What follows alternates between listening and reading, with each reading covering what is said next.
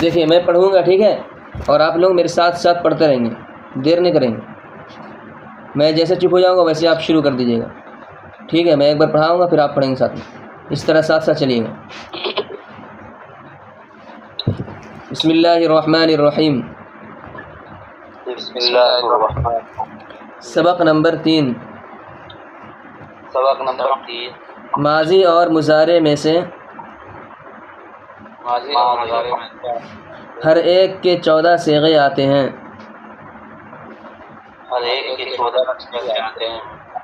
3 ان میں سے مذکر غائب کے لیے ہیں. 3 میں سے مذکر غائب کے لیے ہیں. واحد مذکر غائب، واحد مذکر غائب، تثنیہ مذکر غائب، تثنیہ مذکر غائب، جمع مذکر غائب. جمع مذکر غائب. 3 مؤنث غائب کے لیے ہیں. 3 مؤنث غائب، واحد مؤنث غائب، تثنیہ مؤنث غائب، تثنیہ مؤنث غائب، تثنیہ مؤنث غائب، تثنیہ مؤنث غائب، جمع مؤنث غائب. جمع مؤنث. 3 مذکر حاضر کے لیے ہیں. 3 مذکر حاضر، واحد مذکر حاضر، واحد مذکر حاضر، تثنیہ مذکر حاضر، تثنیہ جمع مذکر حاضر. جمع مذکر. 3 مؤنث حاضر کے لیے ہیں. 3 مؤنث حاضر، واحد مؤنث حاضر، واحد مؤنث حاضر، تثنیہ مؤنث حاضر، تثنیہ مؤنث، جمع مؤنث حاضر. جمع مؤنث. اور 2 حکایت نفس متکلم کے لیے ہیں. واحد مذکر و مؤنث متکلم،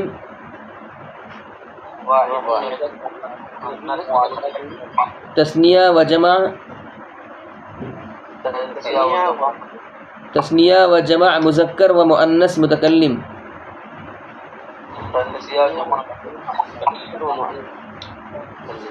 حکایت نفس متکلم کے پہلے صیغے میں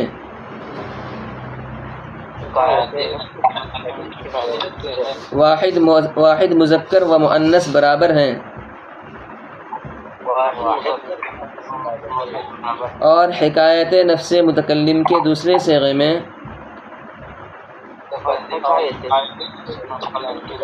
تثنیہ و جمع مذکر و مؤنث بھی برابر ہیں.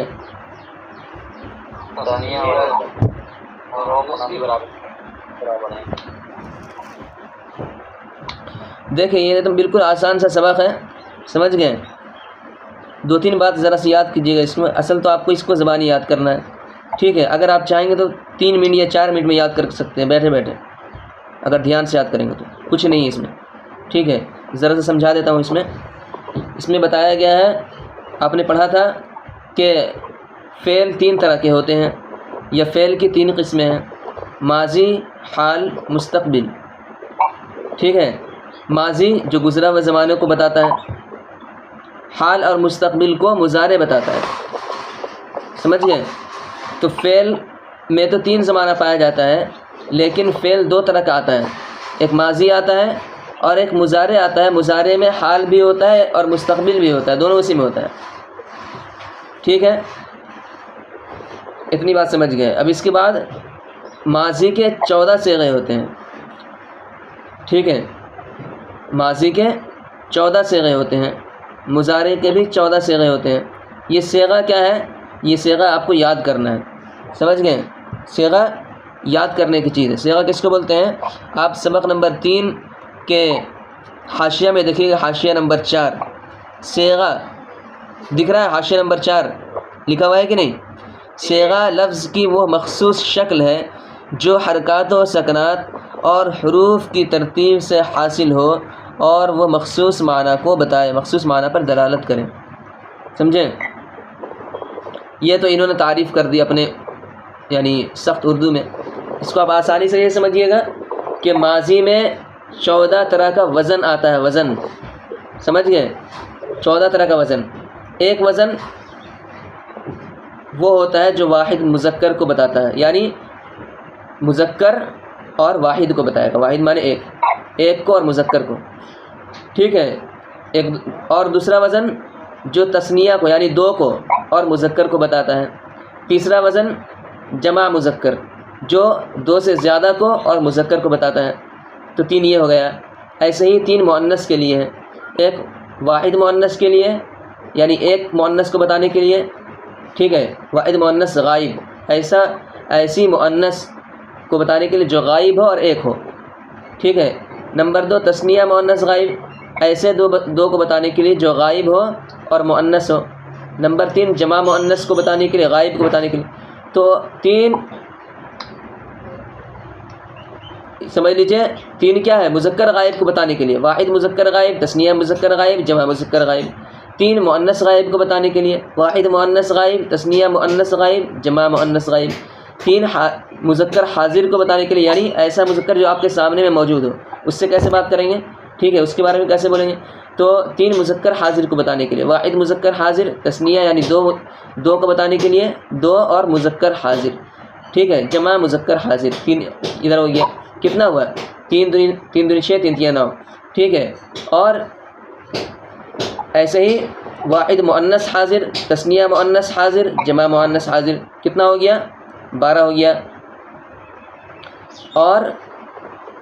اور 2 بچ گیا، ٹھیک ہے؟ بچ تو گیا ہے بہت سارا، لیکن 2 صیغہ ہے بس، جو 2 صیغہ سب کو بتاتا ہے۔ ایک ہے واحد متکلم، یہ واحد متکلم جو ہوگا یہ مذکر کے لیے بھی وہی ہوگا اور مؤنث کے لیے بھی وہی ہوگا۔ متکلم معنی اپنے بارے میں بتانے کے لیے، متکلم کے معنی اپنے بارے میں بتانے کے لیے، ٹھیک ہے؟ اگر میں یہ کہوں گا میں کھا رہا ہوں، تو اگر لڑکی ہوگی تو بھی وہی صیغہ استعمال کرے گی، یعنی مؤنث ہوگی تو بھی وہی صیغہ استعمال کرے گی، اور مذکر ہوگا تو بھی وہی صیغہ استعمال کرے گا۔ تو ایک ہی صیغہ ہے مذکر اور مؤنث دونوں کے لیے، متکلم یعنی بات کرنے والے کے لیے، متکلم کے معنی کیا؟ بات کرنا۔ تو واحد مذکر اور مؤنث متکلم کے لیے ایک ہی آتا ہے، اور ایک اور آتا ہے جو تثنیہ کے لیے بھی آتا ہے اور جمع کے لیے بھی آتا ہے، مذکر کے لیے بھی آتا ہے، مؤنث کے لیے بھی آتا ہے، یعنی تثنیہ مذکر متکلم، تثنیہ مؤنث متکلم، جمع مذکر متکلم، جمع مؤنث متکلم، سب کے لیے ایک ہی آتا ہے۔ تو کل ملا کر بات یہ ہوئی کہ غائب کے 6 صیغے، حاضر کے 6 صیغے، کتنے ہو گئے؟ 12، اور متکلم کے 2 صیغے، کل ملا کر 14 ہوتا ہے۔ وہ کیا کیا ہوتا ہے صیغہ، وہ آپ آگے پڑھیں گے۔ صیغہ کو بس سمجھ لیجیے، صیغہ کا مطلب کیا ہے؟ ایسی الگ الگ شکل ہوتی ہے جو الگ الگ چیزوں پر دلالت کرتی ہے۔ کوئی واحد مذکر غائب کو بتائے گا، کوئی تثنیہ مذکر غائب کو بتائے گا، کوئی جمع مذکر غائب کو بتائے گا، کوئی واحد مؤنث غائب کو بتائے گا۔ تو یہ سب باتیں ہیں، ٹھیک ہے؟ اس سبق کو آپ پکا یاد کر لیں۔